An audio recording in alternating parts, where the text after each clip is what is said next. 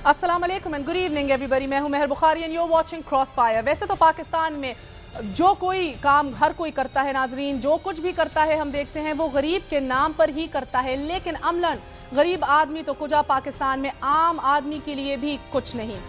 इसे 2 वक्त की रोटी सुकून से मैसर नहीं। बीमार हो जाने तो हम क्या देखते हैं, दवा दारू के लिए पैसे नहीं होते, और बिजली गैस आटा दाल घी सब्जी इसकी पहुंच में ही नहीं। टू बिगिन विद ये सब चीजें इसे आसानी से दस्तयाब नहीं, उनके लिए जांसोस तगोदो करना पड़ती है।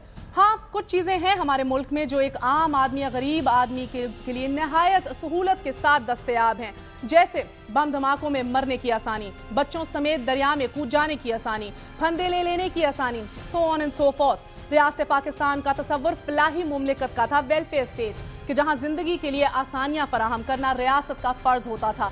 लेकिन यहाँ के हुक्मरानों ने 64 सालों में पाकिस्तान को वो भयानक चेहरा दे दिया है कि जहाँ जिंदगी के लिए तंगी और मौत के लिए आसानियां हैं, और जिंदा रहने की दौड़ में हर कोई बावला हो चुका है।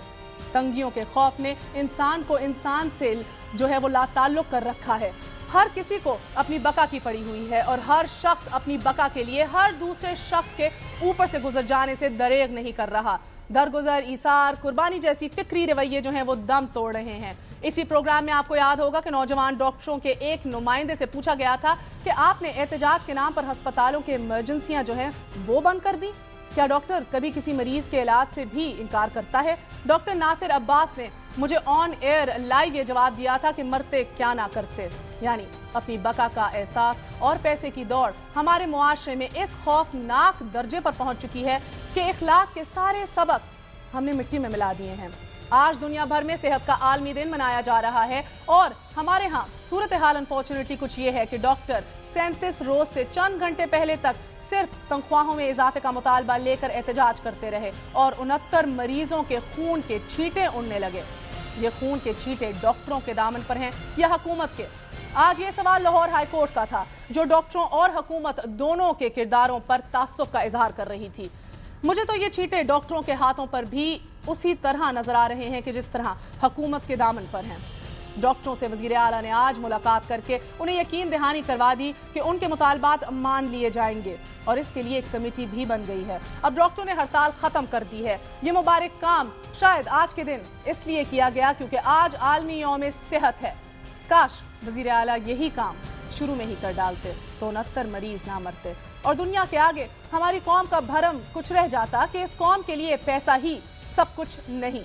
एक छोटा सा वक्फा लेंगे, वक्फे के बाद आपको बताएंगे कि आज एक बहुत बड़ा अहम जलसा हुआ लाहौर के अंदर, जिसके अंदर परवेज रशीद साहब भी मौजूद थे, साद रफीक साहब भी मौजूद थे।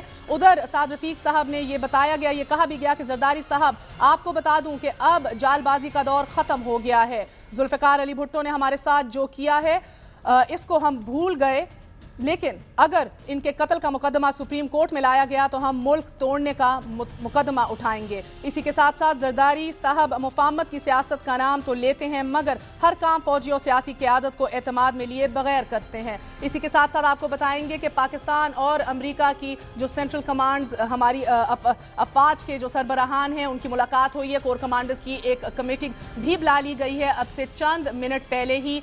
क्या क्या तफसीलात हैं, क्या क्या डिटेल्स हैं, पाकिस्तान की क्या क्या कुर्बानियां रही हैं, और व्हाइट हाउस जो है वो इन कुर्बानियों को किस तरह देखता है, अपनी उस रिपोर्ट में जो कांग्रेस में पेश की गई। Stay with us, there is lots more to come.